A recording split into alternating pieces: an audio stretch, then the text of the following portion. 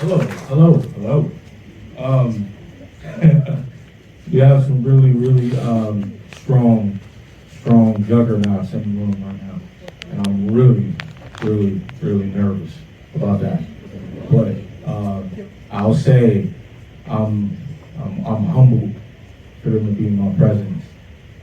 So what we're gonna do is, we're gonna spend about 45 minutes with the moderation, and then once I prepare to close, we're gonna spend 20 minutes with the audience Q&A. Our intention is to be, respectful, intent, and to listen to, the cast and crew intently, let them respond, but to be thoughtful and engaging at the same time. So I want to first welcome up Tomas Voth, the production designer.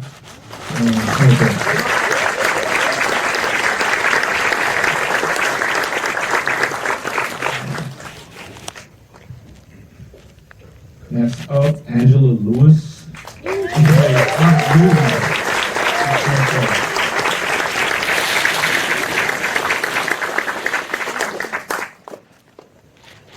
Sorry, the pregnant lady gonna take a minute.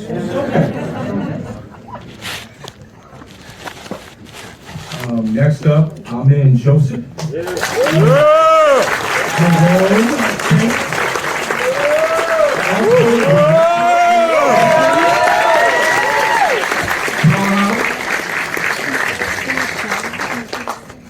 Oh man, this is a big one. Michael Hyatt, who plays Sissy Saint.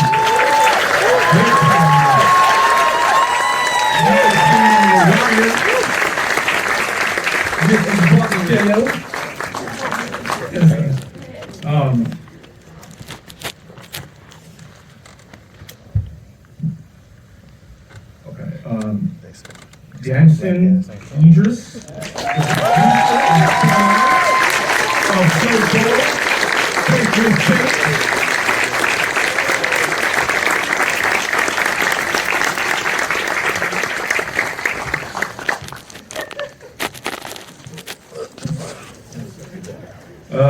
Next up is our Snowfall co-creator, who started this whole thing with Singleton and our guy Amadio, Dave Andron. Let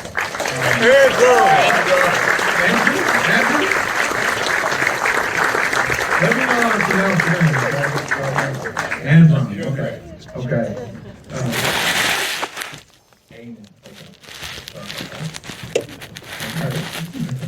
Next up, we have Carter Hudson, who plays Eddie McDonald.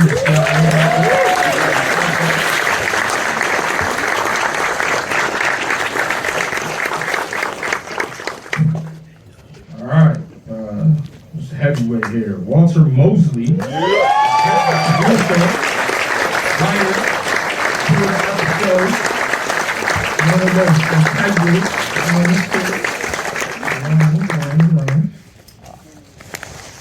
Next up, Isaiah John, who plays Leon.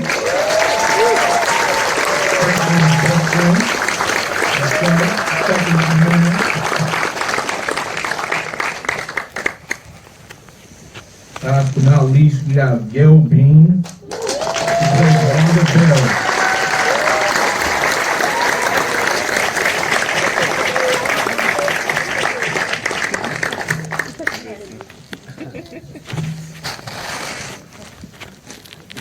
All right. Well, first of all, I just want to thank you guys for being here. It's sincerely a blessing. We want to start with you, Andron.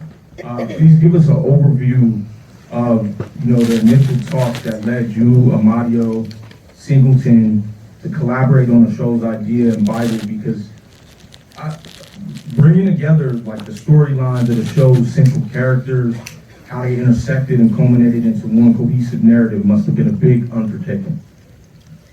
It was a big undertaking. Look, the way this really shook out was the very original idea of this was Eric Amadio. And he then got put in a room with John Singleton, and of course John was like, yes, absolutely, that's that is exactly the type of thing I should be doing. And those guys worked on it for a while. It was developed, ended up at FX. I had just finished a show with FX. I was brought in to help them, and the three of us then pushed the ball forward. It's incredibly ambitious. It obviously still is, and it started as these kind of three legs of this stool: South Central, East LA, and CIA. We might have bit off a little more than we could chew initially, the sprawl of it. And look, you can watch the seasons and see as we found ways to kind of condense it and bring the storylines together. As soon as you kind of got Franklin and Teddy together, you were kind of like, oh, here's the show, we're off to the races. Maybe that should have happened before the beginning of season 2. Hindsight's tough. But look, it was always trying to keep this incredible cast, give them all the things to do and make sure they have an opportunity to shine and get them all intersecting as much as possible. Because it's really, I'm saying the obvious thing here, but it really is an unbelievable ascent. Yeah, I was reading Mario's background. He grew up in Southeast Los Angeles. Yep, County, I believe. Yeah. Italian American, and all of his elements of his background were extrapolated into the show. Now, I found that to be phenomenal. Yeah. So when you guys were developing each of the characters, giving them depth, resolving like some of the creative challenges, walk us through what that was like with Singleton. What was that like? What was the pitch like when you guys went to the FX network? What was that like, just an initial iterative stage? Well, they had set it up at FX when I was brought in, right? So I can't speak to those. There were many meetings and pitch meetings afterwards. And, the thing about John was, this is obviously his world. He spent his life telling this story. It's wonderful that we were able to kind of continue and finish telling the story that he devoted his life to. And, he knew these people, right? They were of him. He had this enthusiasm for it. And that is the thing that I always remember and go back to with him, was just how excited he got, and the pitches in the room that would land where he would just fall out of his chair, or the things that he would pitch that he was so excited about. This was him. This was him. Well, I will say you guys did an incredible job. Outstanding performances, outstanding technical execution, all the way down to the finale, and the way you guys ended it. To let us know in a sort of symbolic way that, the crack epidemic is still, it's still in a perpetual cycle, and it's still decimating the community. I found that to be powerful, and Franklin, your last performance, it was powerful, man. So walk us through the period, like when you guys were doing I think it was the original pilot that was helmed by Singleton, and you guys had to do a reshoot. How was that the entire crew, cast, everybody there, how was that? And I know Teddy, you became a central character at that point. How was that transition? And just walk us through that period and any sort of challenges you guys sort of overcame collaboratively. Well, look, making television is very difficult. And oftentimes you take a run at something and it doesn't quite work, and you got to go back a little bit to the drawing board. And we were very fortunate to have incredibly supportive partners in FX where, we went out and shot a pilot and it just didn't work. And there were a lot of reasons that it didn't. We had a few things that we knew did work. One of those things being, the guy on my left. Right? We had found at that point Damson, and so we knew we had the core of it, and we had something. And so, we just got back in the trenches and redeveloped it, and we recast almost the whole thing except for him and Sergio. We had Eloso as well, and so. There was already a CIA officer when Carter came in. It was a different version of him, and we just reworked. You just work and try to figure it out. So my next question is to Damson. I'm sorry for what I did earlier, man. You're an interesting character. I love you. Just understand that I am. Oh man. Overwhelmed here. You know? You go, bro. So I read in your LA Times interview, some of the challenges that you faced in sort of carrying out John Singleton's legacy, and the weight of that on you, but also how, like in the iterative stages, you had to convince John Singleton, to play this role. Mama knows, but my mama's in house. Mom was there. Yeah. And there's a point where I think even in the article you mentioned, there's a point like that's when you become you again when you call mom, because you delve deep into this character,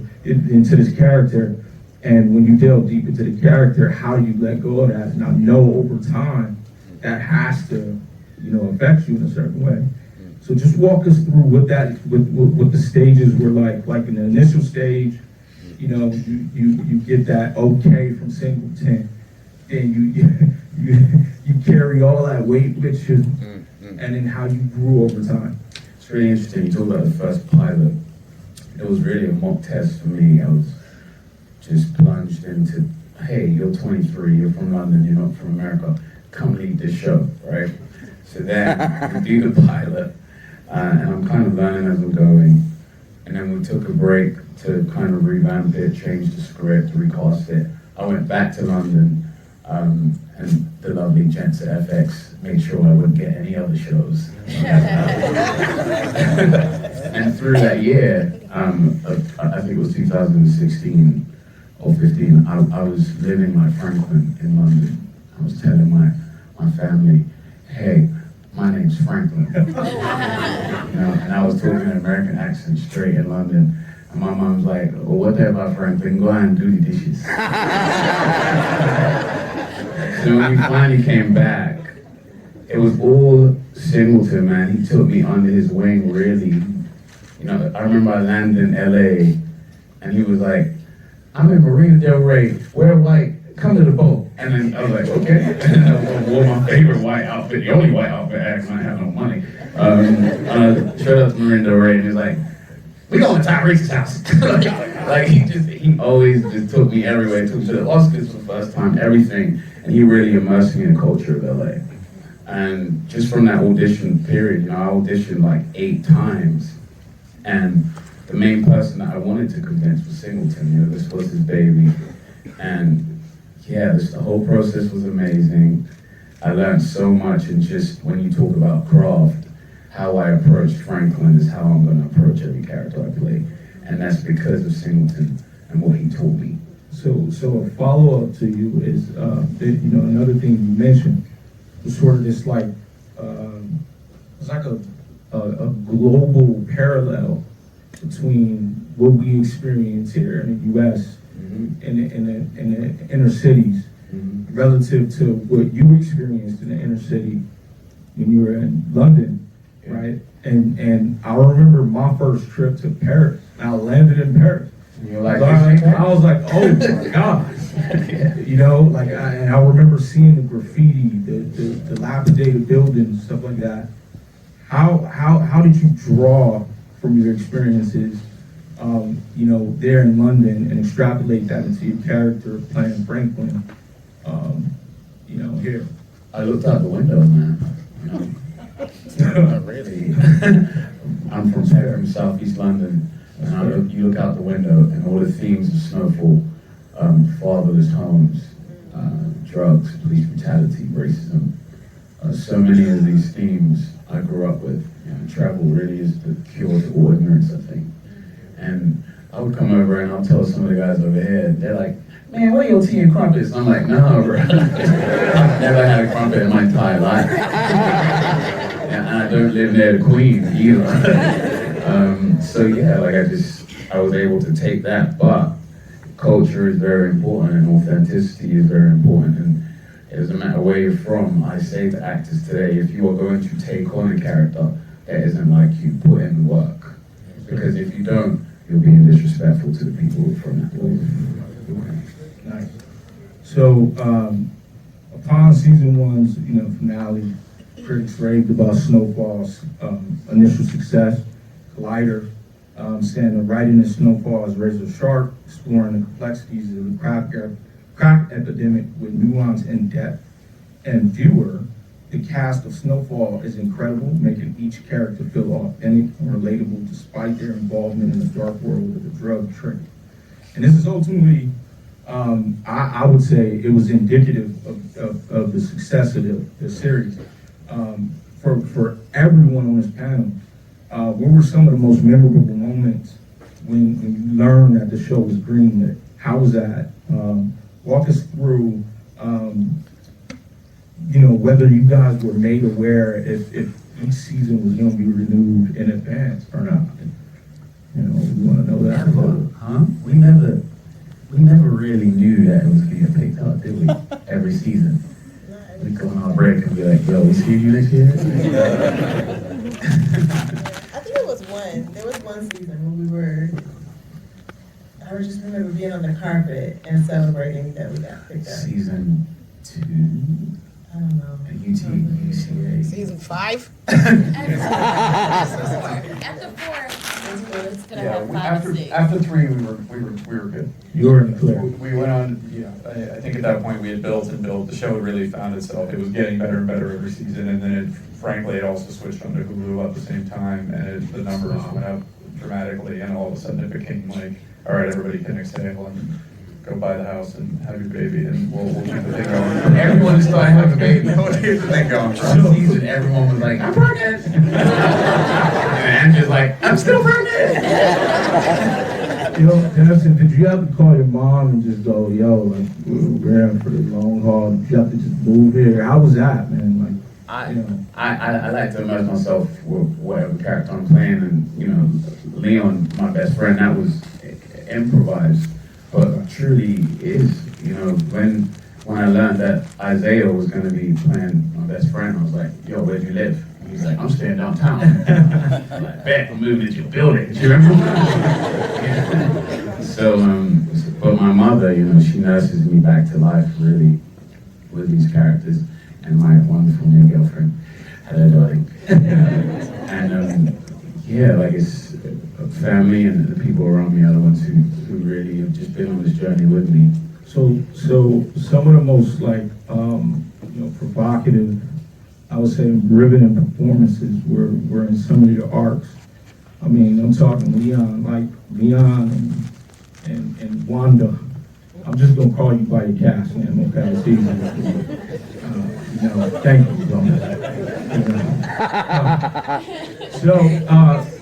Leon, Wanda, you guys make this transition to go to Ghana. Powerful, man, powerful. I found that really compelling because I was gonna ask beforehand, before I saw that, how responsible you guys felt as artists, in perpetuating Black English in a certain way. And making that sort of transition like that gave you dimensionality. And I would say that also carries along John Singleton's legacy. He was good at doing that.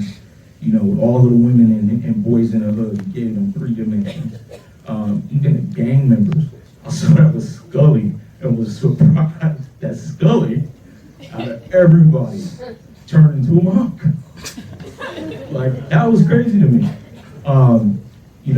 Walter, the episode that you wrote with Jerome is, spoiler alert, where Jerome is killed. Riveting, Teddy. I mean, I don't know how you went from the CIA operative that was like akin to Walter White and Marty Bird, like in their initial iterations, and then you turned into this really dark character. Same thing with you, Frank. Oh, Jesus. That point where you were talking to Louis and she asked were you with the devil, and you said yeah, and just walked away. That was scary. You're very interesting. Thank you. And I really mean that. It was Sissy, oh my God.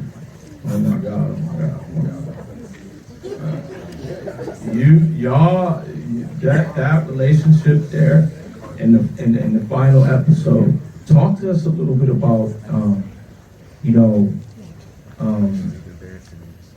how you guys prepared to make that so intimate, so delicate throughout the series, throughout the series.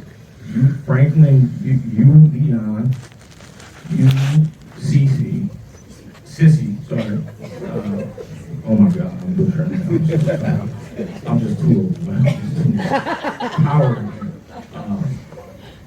And your Uncle Jerome, oh my God, they're just, conflicted, really close relationships being conflicted and torn apart. How did you guys prepare for that over time? Like, I want you guys, if you guys can talk in groups, please do so. Because I want to give everybody a chance to speak up. Yeah, go ahead. Yeah, do you guys want to just talk a little bit about maybe your character arcs over the course of this whole thing, getting to think about it in totality? Yeah, I'm Amin Joseph. What up, y'all? Hey. Yo, it's a pleasure being here, man. It's a pleasure being here. I remember coming to Los Angeles, and I'm really, to tell the truth, I'm a little jealous of you guys, man. Every time I would see the big screen, the place where people were learning, they show education in California, they show in USC. California is so breezy and dope out here. And John Singleton came to this school. I would be, on the East Coast, it's cold, it's all damp, dreary. And I just want to give you guys a shout out. And for you young actors and you young filmmakers, this is the breeding ground of our next stories, and I'm just happy. And I'll give you a job, because I'm a recently unemployed actor. And you guys got scripts. Get in touch. But as far as the arc, I came in from the pilot episode and realized that this was a dynamic character. This guy was larger than life. He represented the soil. So it took a lot of preparation. Similar to what Damson was saying, I took the time to engulf myself in this culture. I talked to as many people as I could. I walked the streets. I went to neighborhoods where I shouldn't have been, and I started up conversations. I delved into film, and I delved into documentaries, into music. Music was a big inspiration for me to get into this character and to recognize that he wasn't just a native to Los Angeles, but there was a great migration where a lot of us came to this state from the Texas, from the Louisiana, from Alabama. And what was the stories that was encapsulated in these type of people that came out here, a journey with my sister to come out here. So it was layering all of that. And then once we got the scripts, it was like, okay, here's the reality of now. And how can you be present in the moment with each script and have intention. And sometimes the story, because this is a well fleshed out story over 6 seasons, sometimes you had to just be present and rely on a lot of that work that you did to get you through the next scene, the next moment. A lot of high stakes and a lot of preparation during our hiatus as well. You do a season and you say, how can I be intentful? How can I learn more so I can be just as impactful? Because my castmates, there's some fierce castmates I worked with, and the writing staff would always challenge us. So that's kind of some of the things that I did over the seasons. So, Louis, Leon, talk to us a little bit about how you guys approach the complexity of your characters. I know you grew up in Atlanta, Georgia, correct? And so making that transition, playing, Leon's character and PJ Watts, talk to us about how you approached the character, how you delved into that, and any sort of poignant moment that you and Wanda, you, Franklin, you see, Sissy, you and Sissy's last moment, I cried. That was a lot. But, just talk to us about that, man. For me, first thing I noticed about Leon was his passion and how passionate about everything he was. And for me, in my personal life, I'm more like a recluse a little bit. Like I internalize my emotions. So when I saw this character, I was like, okay, this is a great outlet for me to let out my emotions. And so it was therapeutic for me. You know, it was therapeutic and like very dynamic. Thankful to the writing team, you know, so far. Like it was beautiful. They always asked us how we felt about the direction where our character was going, and of course, I always trusted their vision because I'm like, y'all know what y'all doing, and I know what to do with what y'all give me. So it was just a beautiful team effort when it comes to this character. So Was there, you know, in terms of preparation for your intimacy, your relationship with Wanda, how did you guys prepare that? Were there like before, like were there chemistry reads? yeah, we had a chemistry read before season 2. Okay. And when Gail came in the room, and we had a conversation prior to her chemistry with myself, and we just clicked.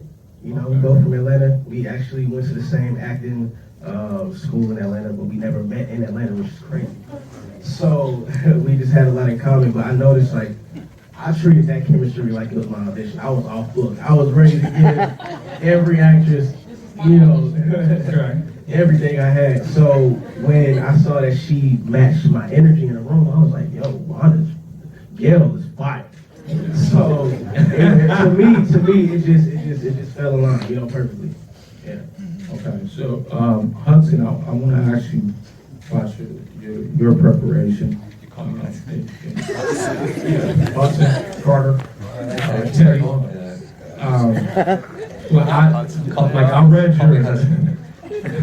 I read your thoughts on Singleton's legacy and Variety article, and it was profound. I think I want to read it a little bit towards the end, but you know,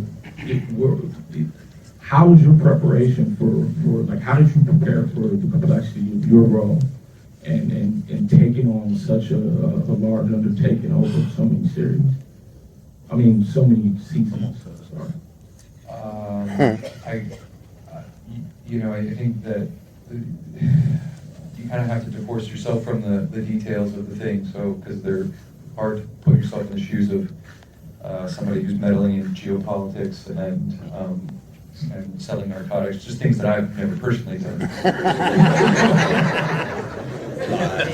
And try, it's pretty simple. Like this show could be about us, selling reams of printer paper that ultimately everyone's still trying to fill the holes inside of themselves and to find out how they can get love from people around them. Now, most of them are deeply broken, so they do it in wildly destructive and violent ways, but that's relatable and approachable.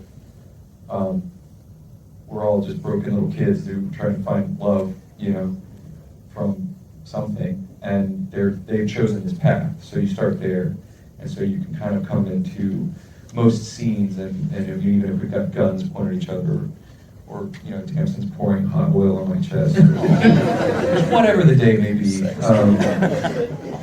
you remember. It's easy. You can sort of keep your feet on the ground and say, all right. This is a person who like me, and just wants to be loved, and then you do what they write for you, which is usually pretty deranged and fun, and you gotta go. But also, I think too, like I would say for what this show is in its darkness and its violence, and the zero-sum nature of most of the transactions, as a group, it was such a close-knit, lovely family that I think there was a lot of trust amongst everybody. So you could come to work and mostly you're kind of having fun, like mostly having a good time, and that really helps too. Sissy, Mrs. Michael.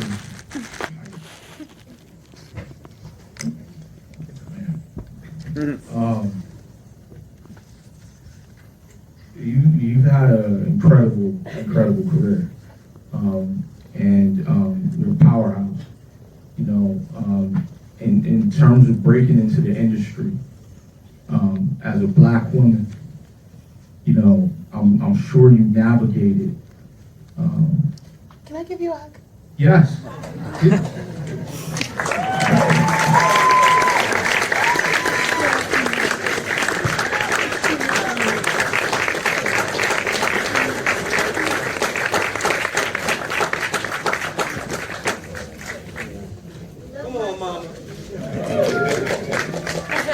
You can get everyone's name right now.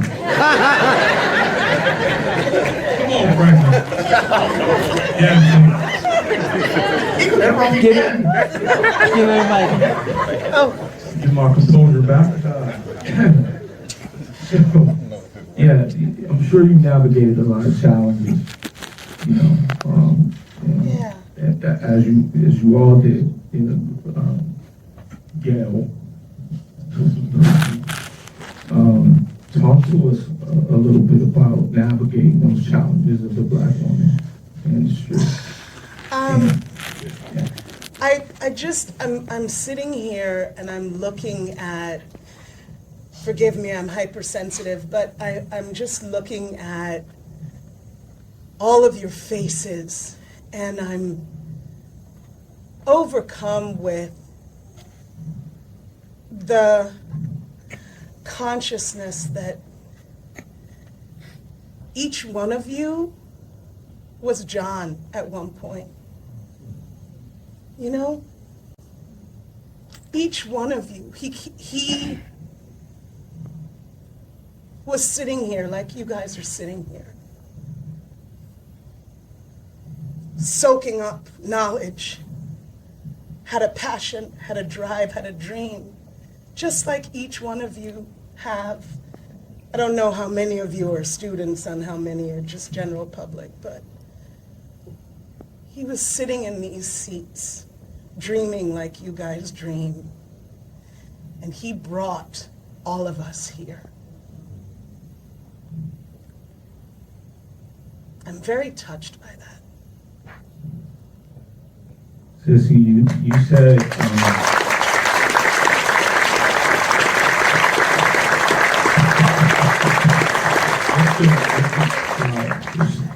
so you spoke about the complexity, like yeah, how you know, John gave you. I got it.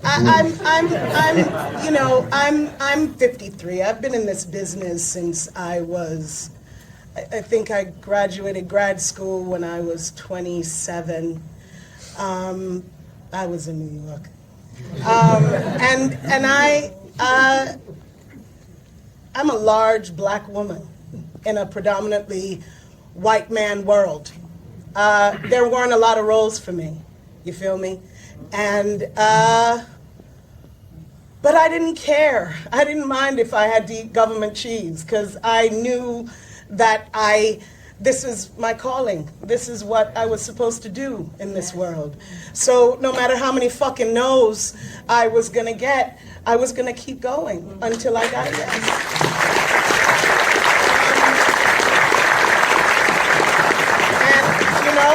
yes. I'm not into the romance of, you know, I just auditioned. I just auditioned for any fucking thing that I could get into the room for, you know, and I got shit. And one thing. Huh? Do you remember all this? You always remember that fucking audition. Yes. Yeah, tell us. Okay, well, so for the auditions, well, I was Franklin already, and we was chemistry reading a bunch of potential sissies. And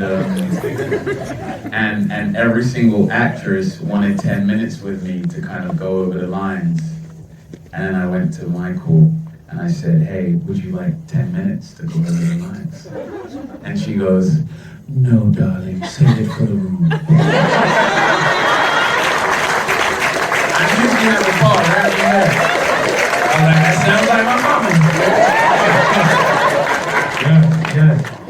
You talked about how Singleton aided in you discovering that truth in your voice.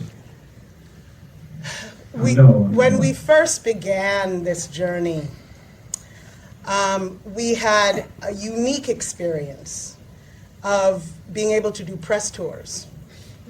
When we wrapped the show, we would spend like a month, or going from city to city around the country and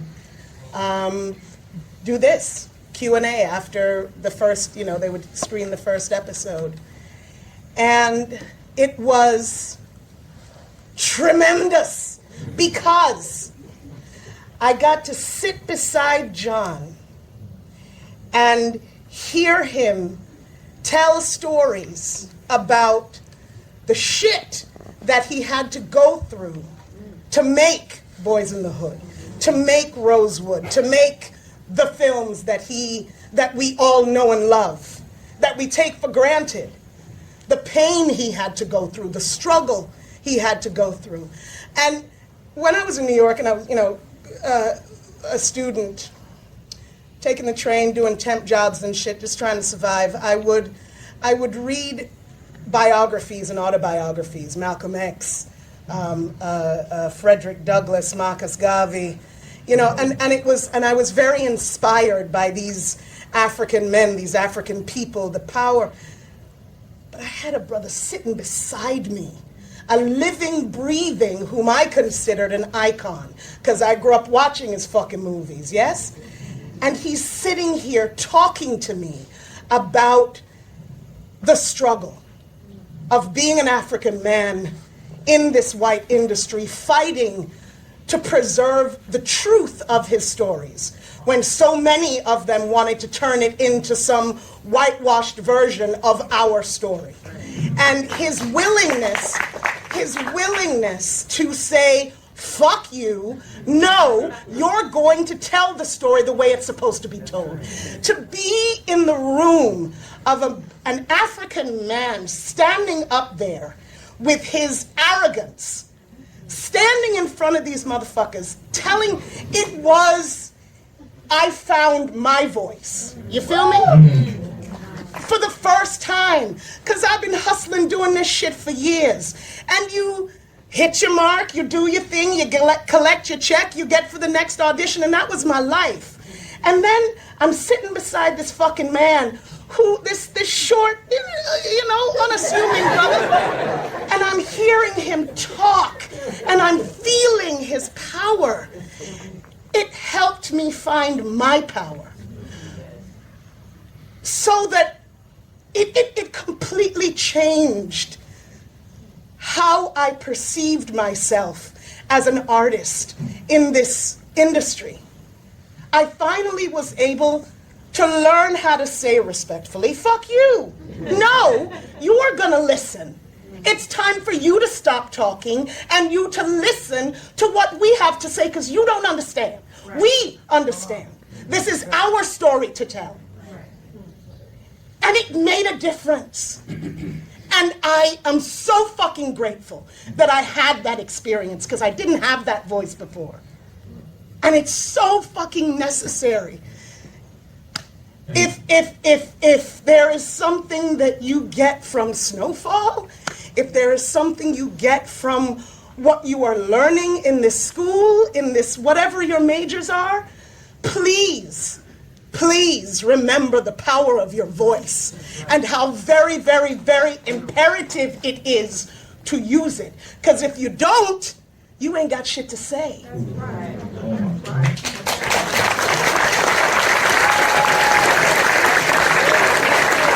And ladies and gentlemen, that's what I was getting at. I wanted to see how that was channeled into your character. Particularly in this series, is powerful, and you guys see it. You know where that power comes from her role now. You know how she prepares for it.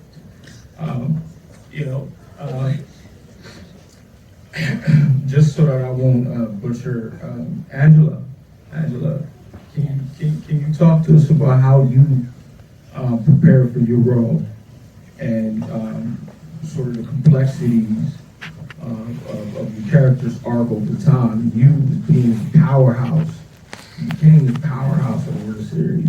Powerful. Thank you so much. I think in the beginning for me, understanding Louis was very practical. So I'm from Detroit, from the east side of Detroit, but what I thought, but my experience was not typical or what one might think of as a typical inner city Detroit experience. I think my parents and my family did a really good job of keeping me busy so that I wouldn't fall through the cracks and, get distracted and all of those things. So when I got the script, or the scene really, for my audition for Louis, it was the scene where she's watching the soaps and she takes off her earrings and, she beats the girl up off the porch and all that. And I'm like, First of all, it was a self-tape, and I was like, how am I gonna beat somebody up, but there's nobody there? What? And so my husband helped me with the scene, and so it was really about angles and like trying to make somebody believe that I really could fight, things like that. And then I got a call back, and I was like, okay, how am I gonna do this? And what exactly is SHRM? So I did a lot of research why one would do SHRM, if you've seen people around you doing SHRM, like what was the thing? And then I did a deep meditation into Louis and like trying to understand like who she is, because I didn't really have an access point to her, I felt like. And in that meditation, I just discovered that her life was very different from mine. We both had big dreams, but I was encouraged. I was told, yes, you can do this. Yes, you can go to these dance classes. Yes, you can, do all the things you want to do. And Louis was not. She was told no at every step of the way. And that really hurt my heart. And I wanted to protect her, and I wanted her to have an opportunity to be a human and to have something to say and to have something to live for and to not be disregarded. And I feel like so many people, so many characters like Louis we so easily disregard them and throw them away. And I just could not bear, if they offer me this role and I say no, who are they going to give it to, and are they going to understand that she needs to be loved, that she deserves to be loved, and that she deserves the opportunity for somebody to say yes, and that's what she's fighting for. I didn't know if they were going to do that kind of work. So I said, if they offer me this, I'm going to take it. And they offered it to me after a week of making me wait. Angela, how was it preparing you and Amin? How was it preparing, both of you? Like, how was it preparing? Because one thing that I loved about the series is the perpetuation of Black love in the series. I mean, Franklin with Veronique, I think I said her name right, the character, Leon and Mondo, and then you and Jerome. And you Sissy playing this like matriarch, Alton, powerful. How was that? How did you channel that sort of complexity and that intimacy between you guys' roles? Yeah, that was from the beginning, right? That was from the audition. There's one thing that, I can come off as a big, black, gregarious guy, and it can feel mean. I can oscillate between some intimidation, yes. But I believe people have codes, and often the pariahs of society, the reason why they're charismatic is because oftentimes they have codes. There's certain things that just make up who they are. It's like down into the entreaties. And for me, for Jerome, that thing, his North Star was always Louis. And for me, selfishly, I committed myself to love a woman like she's never been loved, ever, on screen. That's what I wanted to accomplish. I wanted to love with all the flaws. That was the thing that made him more than a drug dealer. You know, that what made him more than just a pariah. And I came in with that intention. Because here I'm asking this woman to go outside and whip somebody, another black woman's ass. Right? And I had to find a way to, what would make that fun for him? What was he testing in her?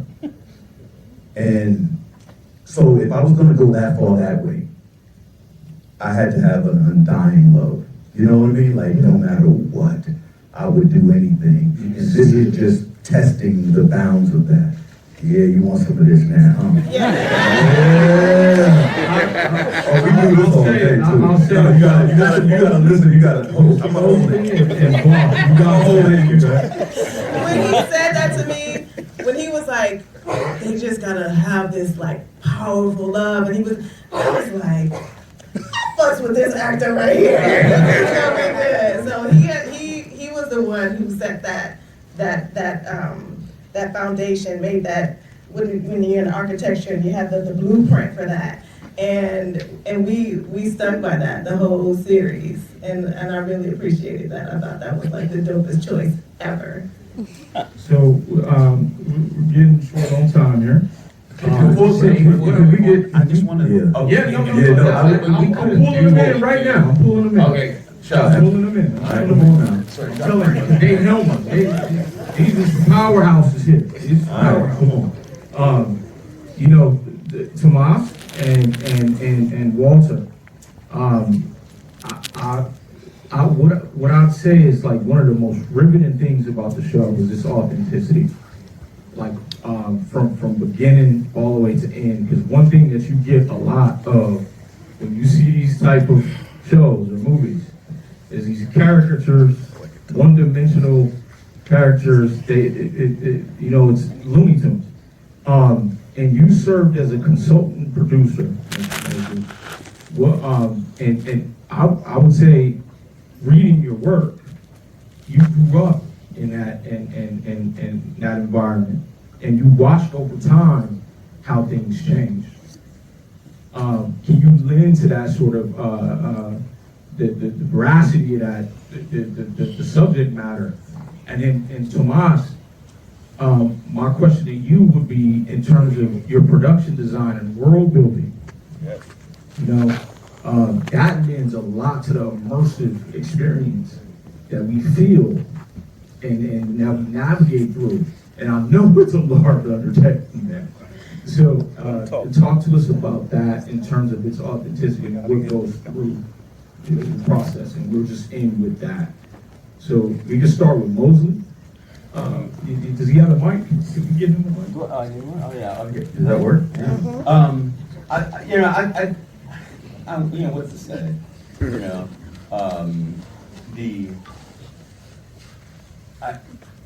I guess because because this is about John, and because John is a great man in a field that everybody's competitive, so it's really hard. I mean, the major thing you feel in the field is that everybody wants to pull everybody else down so they can get back up there, you know. And John is one of those guys who he was just up there. So I think that's really great. So I'll just tell you, like a tiny little thing. 7.5 years ago, John called me, and he said, "What I'm going to do this thing is going to be about the crack epidemic in the '80s, and it's going to be LA, it's going to be our LA, and we're going to be doing this now. So I want you to be." I didn't explain the whole, all the Snowfall to me, and I'm like, "Yeah, man, it sounds great." And I didn't know why he was saying it to me. I was just saying it. And he said, "So I want you in the room." And I went, "What room?" The writer's room. Which I don't write television. I don't know anything about it. And he said to me, "Well, that's okay, man. Just come in there and back me up." and and so that's, my whole thing is tumbling in that direction. You know, it's like, oh, okay, I'll back John up, because then it's a lot of fun, you know, and of course, it's very difficult, because John was a filmmaker, a movie maker, a 90 minutes that should take up the whole universe maker. And, you know, and then there's television, which is not that at all, and really, you know, I'm trying to figure out both things, like, in that, but they didn't really work together, so it was fun to be able to say, well, why don't we do this, why don't we try this, you know, and, you know, I'm the oldest person in the room, so, you know, it's okay. You know, I can say these things that people, you know, they kind of have to listen. You know, and so that, you know, that's just it. I mean, and one other thing, which his mother did kind of mention about John. You know, John, you know, he was born in the hood, he lived in the hood, his office was in the hood, he was always there, except when he was out on his boat. And so he was, you know, people would come up to John and they would say, how you doing? You know, John, you remember me? Oh, yeah, I remember you. And so, how you doing? Well, I just got out of jail. You know, it's really hard to get a job when you just get out of jail. And he said, okay, well, you can come work for me. And he said, I'm gonna put you can be in the room. You know, you can be here and work. And if you can, and like Rob said, and Michael's mother said, he said, if you can keep the job, you can have it. You know, that was his thing. And he did that every fucking day. I mean, it wasn't like he did it now and again. He did it with me. He did it with, you know, with that woman that I'm thinking of. But he did it with all of these people all the time. It was because that's where he lived. That's who he was. That's what he did. And, you know, and it was not too hard to follow. I mean, it's really impossible to match it, but it's not hard to follow it, you know. And so, yeah. Well, talk to us about, you know, your thought process going behind, you know, getting into the setting, walking through the environment, making it, you know, from conception all the way to this tangible reality. You know, how did you continually retain its authenticity like that in world building? How did you draw? What did you draw from in terms of your production design to extrapolate it into what we saw on screen? We just gave him so much time and money to do everything. Endless, vast resources. Endless. I just had a blank checkbook. No, right. Well, the thing is this, you know, we in the other side have to give context to what these characters and these powerful actors do. And as you can see, it's not that easy with this crowd. They're so powerful, and the writing is so powerful that you really want to, you know, well, you have to come up to that level. And these guys set the level, so thank you. And because of that, He's lying. yeah, no, I'm not. Yeah, before, we'll take it outside. We will take it outside. So all I can say is, one thing about John Singleton. He came up to me very early on and said, and he really believed in me, and that gave me a lot of strength. He said, you're a real artist. We need you to just go all the way. And Dave also was like, you know, I don't understand exactly how you're going to do it, but you got to give us this reality, but it also has to be powerful. So, 80s, you have to be, you know, true to the 80s. But one thing I wanted to say for whoever is in the field of design is that you have to go a little bit further than just replicating reality, because, you know what I mean, you have to heighten it, and you have to get somewhere with it, and it's hard to explain. But I'll give you the quick secret to this whole series of six seasons. We had three worlds. We had the CIA, we had the Hispanic, Latino world, and we had the African American world. And I created a rule for myself of, if it was gonna be the Hispanic world, it was gonna be primary colors, and it was gonna be like really acid, strong colors. If it was gonna be the African American world, it was gonna be none of those, but it was all gonna be jewel tones, like if there were gems. So if it wasn't gonna be blue, it was gonna be sapphire. It's not gonna be yellow, it's gonna be gold. It's not gonna be red, it's gonna be ruby. Well, much more complex colors, you know, that was throughout the whole thing. And then if it was the CIA, it was gonna be monochromatic, it was gonna be strong with the greens. And you know, what I do is I kind of set it up, but then I need everybody else to be on board, from the DPs to everybody. And the great thing about this family, which is now a family, and I miss you guys, is that we all, there was this lack of egotistical bullshit that goes on in our industry. It was really, everybody was right in there with us, trying to understand everybody's perspective, and yeah. We don't usually get our production designer to do panels like this. I wish we had them all the time. I just want to say that from the pilot episode, from the moment that I went into Jerome's home, it's really scary. And Jerome and Louie's home. It's really scary to step on a set for the first time. I'm looking across from this, what did you call yourself? Chocolate good looking? What did you say? I can't do that accent. But we're in this environment. And part of suspending your disbelief as an actor is the environment you're in. It's everything that you touch, it's everything that you look at. I mean, the way that you designed the set of Snowfall, it was immaculate, it was beautiful. Every place you went,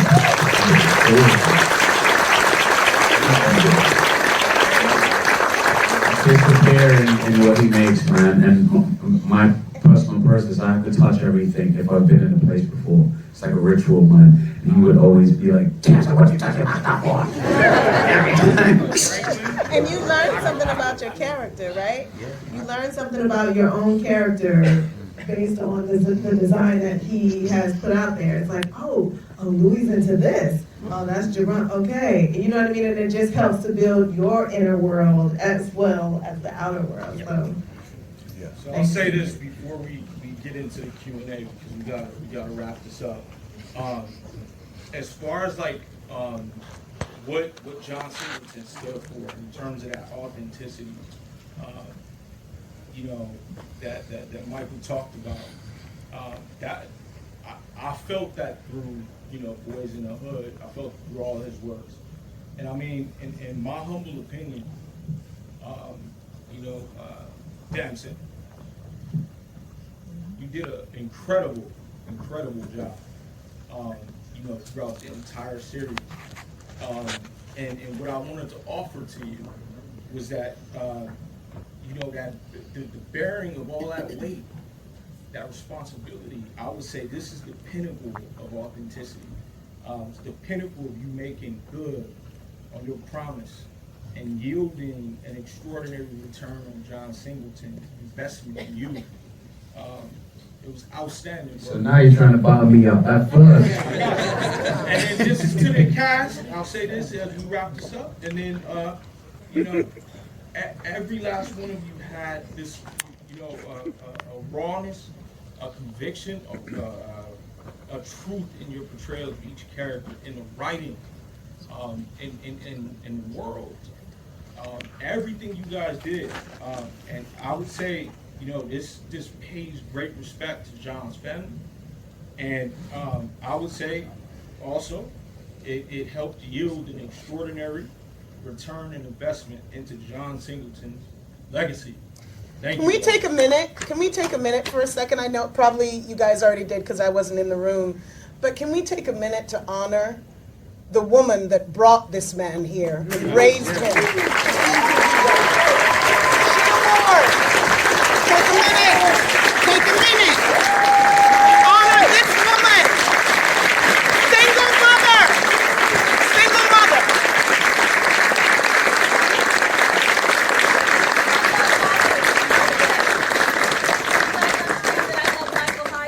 because she has an epitome of someone who has the character traits of goodness. And you have to understand, she curses, but she's passionate. I love them all. I love every character that's in there. And I am so sorry that you guys did not listen to Walter Mosley or ask him questions earlier. That's my critique, okay?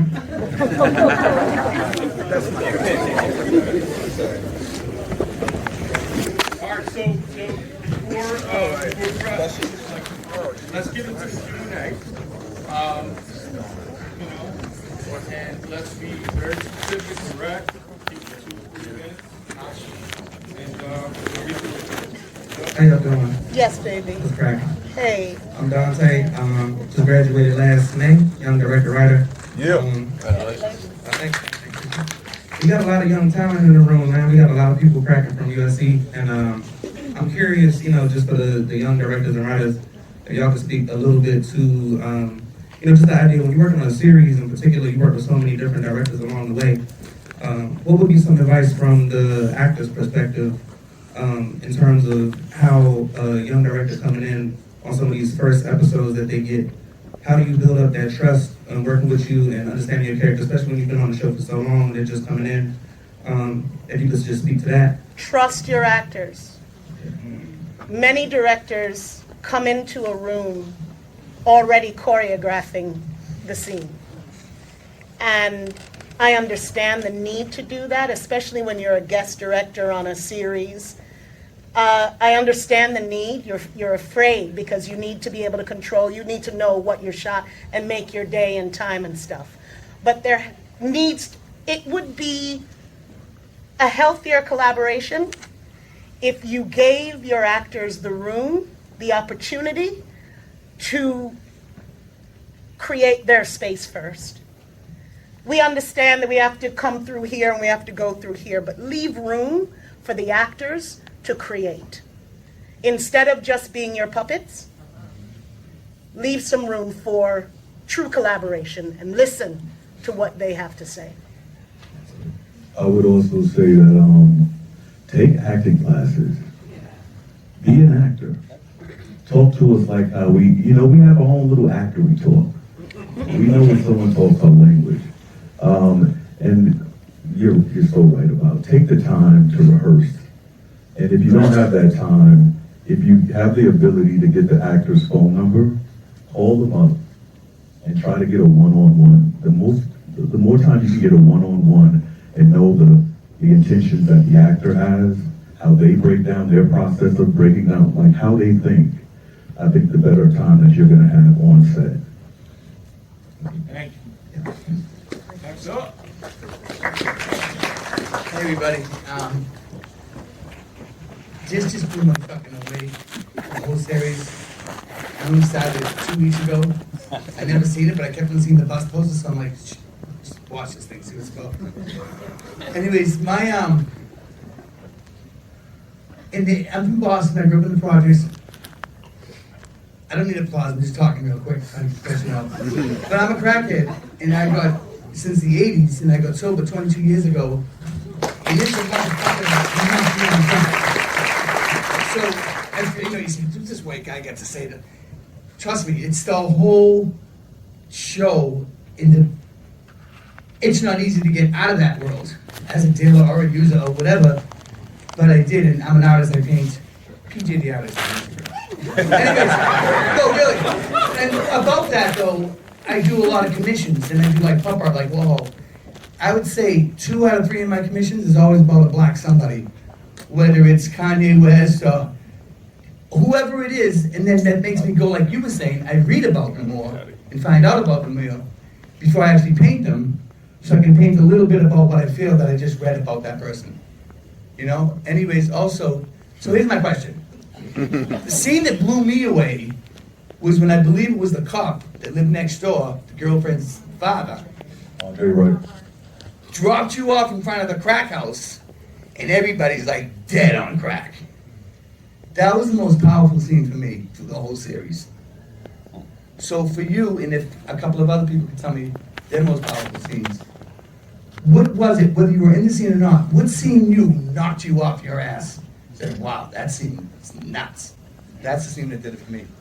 So, Franklin, the character, you're first. What was your most powerful? Yo, my man. It would be for me just that final frame of crying like a little baby in the seat over there. I couldn't stop them. The last one. The last one. Yeah, that was phenomenal. Yeah, and just being with Lee, like I said, you're my best friend. I'm proud of you. Those are words that I wish my father said to me. So it came out. It was deeply emotional. I can't watch the scene without crying. I normally just walk out. Right on. And Isaiah was right there with me. So that's one that blew me away. Teddy, what about you?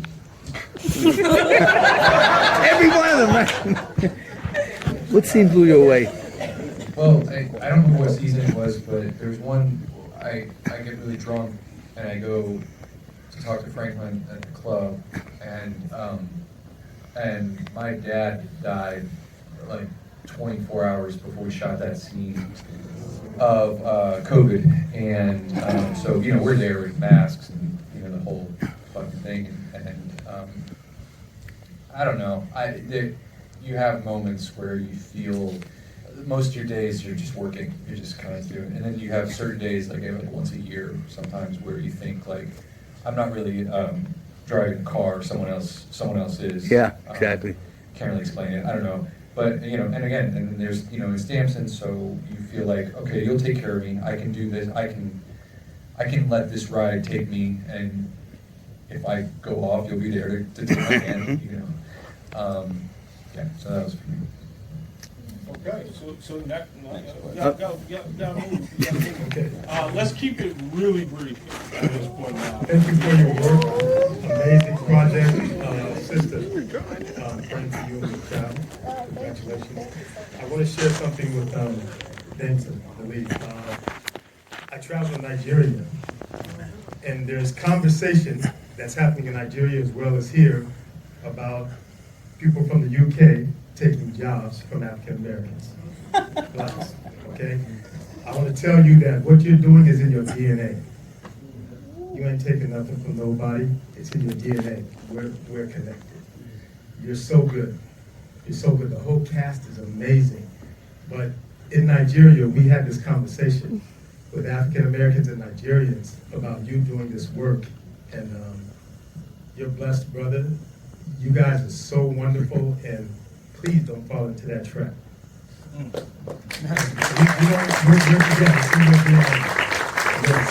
together. Beautiful work, and congratulations to all of you guys. Thank you.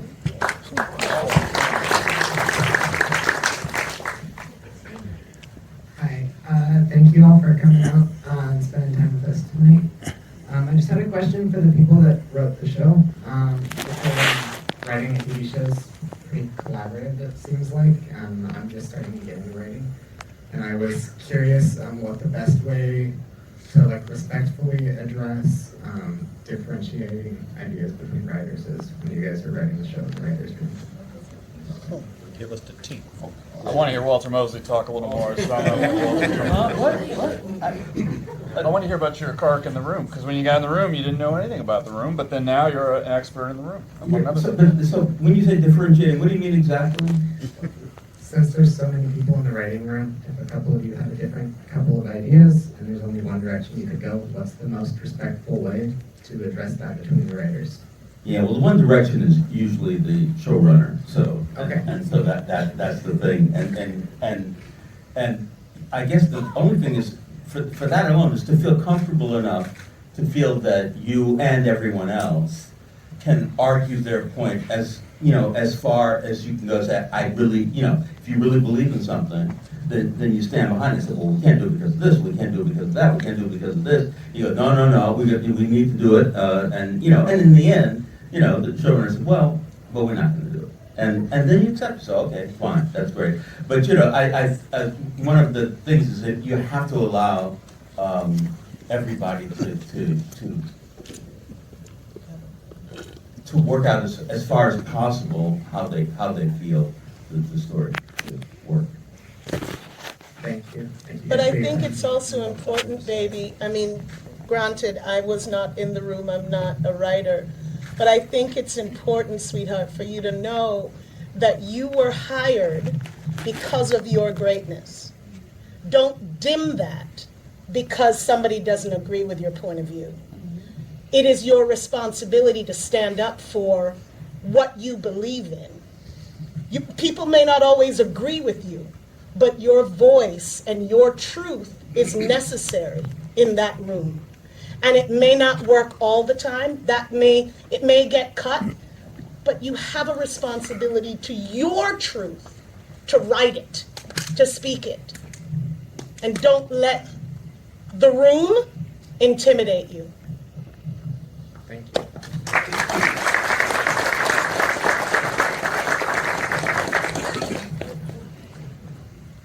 Hi, everyone. I hope you can hear me. Yes, baby, we can. My name is Jalen. I'm a really big fan of the show. My whole family is. So I just want to let you know that, like, everyone loves your show, even in a small town in Jersey. But anyway, one of my biggest things that I loved about the show is the fact that everyone seems to be, you know, I mean, there's some that are family, you know, sitting over here, and then you meet Teddy. I'm sorry, I don't know anyone's real name. So It's okay. It's okay. Teddy is Carter Hudson. It's okay, keep going, baby. I'll Google it later. No worries. Okay, so one of my favorite things about the show is how, you know, it's like so seamlessly done that, like, Teddy and Franklin meet each other, they have no reason to trust each other, but they still somehow form this bond where it's kind of unpredictable. I think that's one of the best things about the show, is that it's so unpredictable. You know, Franklin starts out not really knowing a lot and kind of building all the way up and then spiraling down at the end, which I thought was really interesting. Kind of, you ended up like your father. I saw that somebody said that on TikTok, but anyway, I just wanted to know, like, how. What did you say? I said, what's the question? What's the question? Sorry. The question was, I just wanted to know, do you think it was mostly writing, or do you think it was acting that really got you guys to feel so close, but also feel like you didn't betray each other at any time? Probably mostly writing. Mostly. I'd say like 98% writing, maybe 2%, maybe 3. 99. 99. Thank you so much. Of course. Sorry, that was obviously a joke. I mean, you know, finding common ground.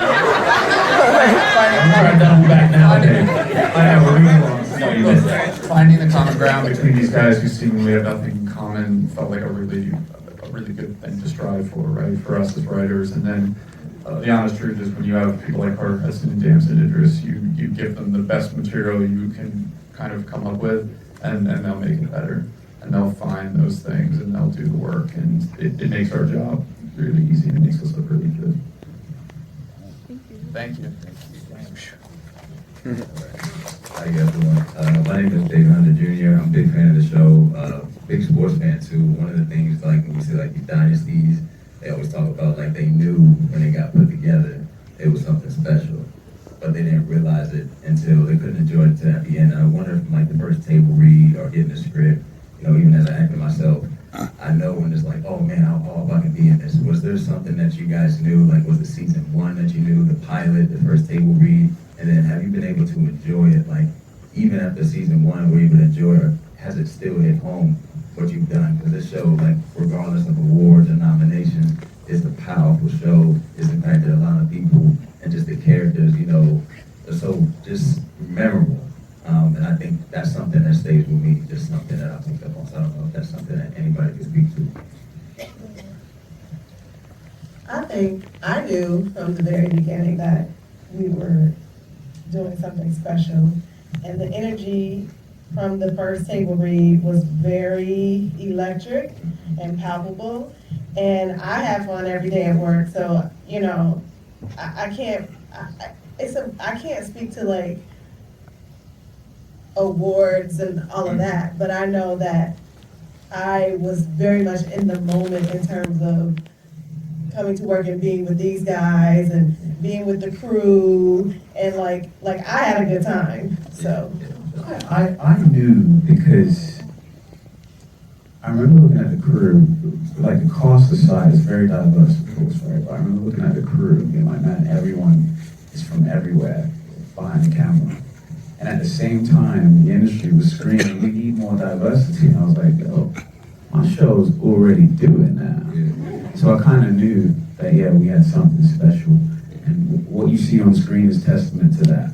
You know, the energy, the culture, the experience, we share it with each other and we're learning. And that's why we're able to pull this off.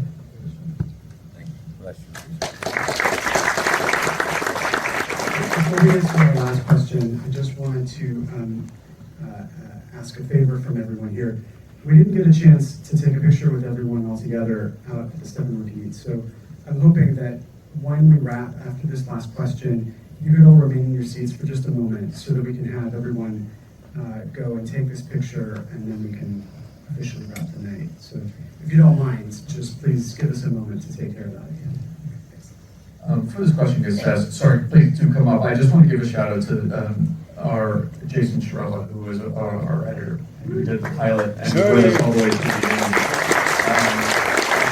He edited the finale, and frankly, was handed the biggest, hardest episode every year. And again, the people who have been here with us since the very beginning, it is one of those jobs where, yeah, you're not doing step and repeats or whatever after the panel, but we never would have gotten here without him. And we love them. And my favorite moment at a wrap party is when the editors show up and they've been staring at the actors for months and months and months, and the actors have no idea who they are. Our editors are the best dancers too. Like, we got some really good, our editors get down at a party. They really do. They cut it loose. They really do. So sorry, I just wanted to give him a shout because he's here and he's over there, and I'm gonna make him stand up now. Jay, we love you. Yeah!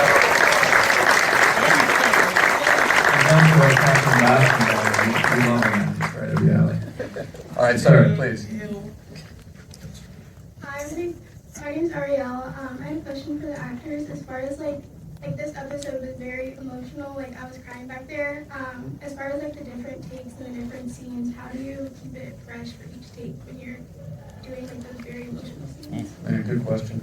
Oof, we had a really tough moment in the Peaches scene when after the money comes, the 12 grand comes out, and I knew it was a rehearsal, and the director had said it was a rehearsal, and Damson let it fucking rip, and it was unbelievable. And about halfway through the take, we realized, holy shit, he doesn't know this is a rehearsal. And Tam's on board. And it was, I mean, look, what's in there? The director, I was like, ah! The laugh. It's that moment when he laughs, and then it turns into like the screen. It was that moment, and it was better taken.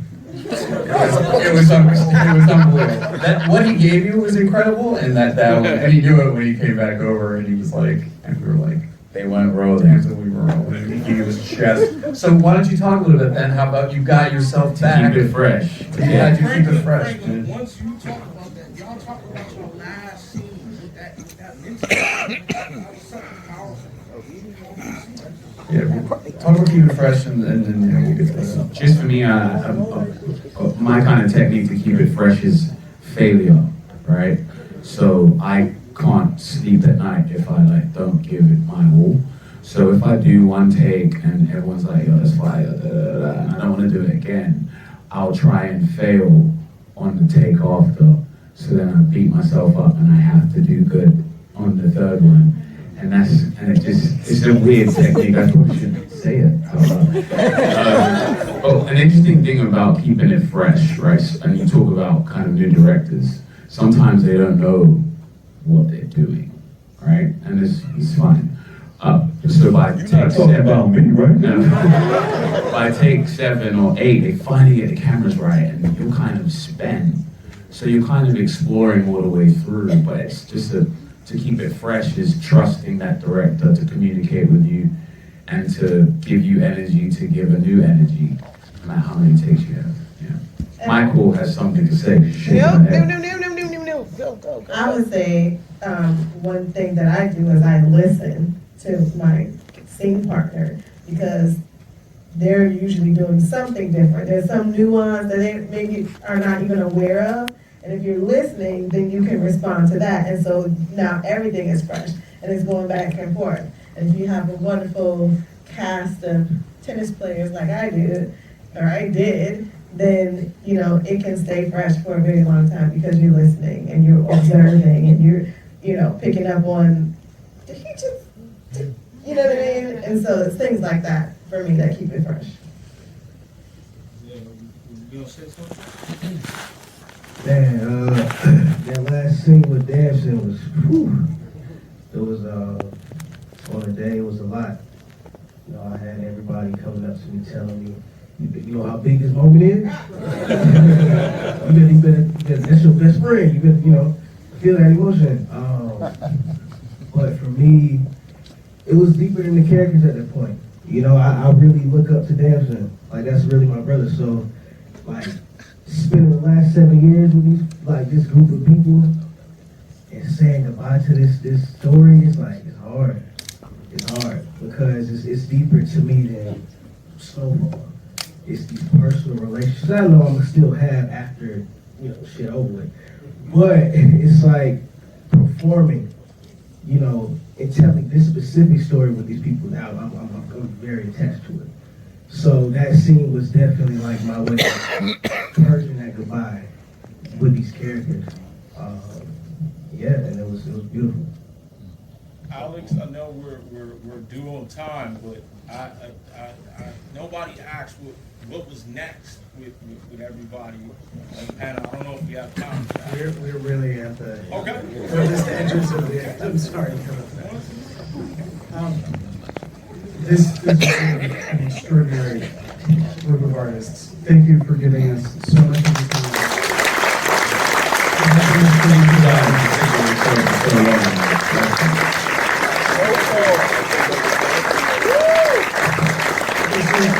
We need to ask the panelists to join us briefly to take a photo. So please stay in your seats for just a moment while we do that.